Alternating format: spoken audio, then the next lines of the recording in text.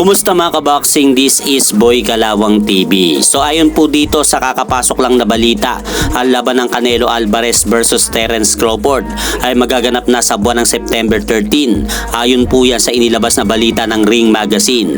Dahil kapwa nagkasundo na po ang magkabilang kampo na gawin ang megabyte nila Canelo Alvarez sa Terence Crawford sa buwan ng September 13 sa Las Vegas, Nevada. Kaya magandang balita po ito para kay Terence Crawford mga idol. Dahil kung matatandaan ninyo, sa edad ngayon ni current WBA World Super Welterweight Champion Terence Bud Crawford ay sinabi po nito na isang legacy fight po daw ang gusto nitong mangyaring laban bago po ito tuluyang magretiro sa sport ng boxing. Dahil may edad na nga po si Terence Crawford sa kasalukuyan na 37 anyos. Kaya yung mga ganitong edad na boksingero ay target na nga po nila ang malaking laban para sa kailang boxing career. At sa kabilang banda naman, matapos manalo nitong si David Benavides noong linggo kontra kay David Morrell via lopsided unanimous decision sa T-Mobile Arena, nagbigay nga po ito ng pahayag sa mangyayaring rematch nila Arthur Beterbiev at Dimitri Bivol ngayong darating na February 22. Dahil ayon po dito mga idol kay David Benavides, mas gusto po daw nitong makalaban sa ibabaw ng ring itong si former WBA light heavyweight champion Dimitri Bivol. Dahil bukod po daw sa estilo nitong lumaban sa ibabaw ng lona, ay nakalaban na po daw nito ang matagal na niyang hinahamon na si current Unified World Super Middleweight Champion Saul Canelo Alvarez, dahil tinalo na daw nito si Canelo Alvarez nung naglaban ng dalawa.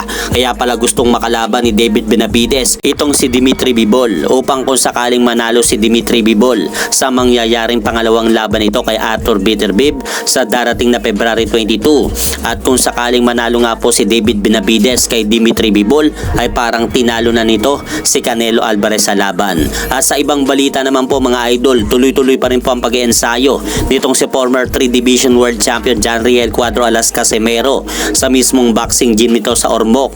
Dahil kanina lang muling nag-post ng video sa kanyang social media account at sinasani nito ang kanyang jab at para bang nagbabadya na may labang paparating si Cuadro Alas. Dahil nakalagay nga po sa video na ipinost nito sa kanyang social media account, practice tayo sa jab, hasain natin, patulisin natin ang gusto.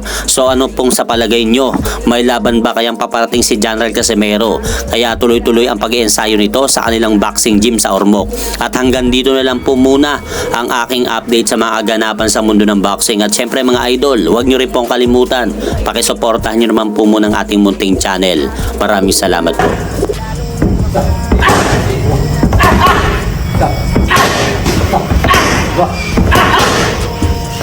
Stop.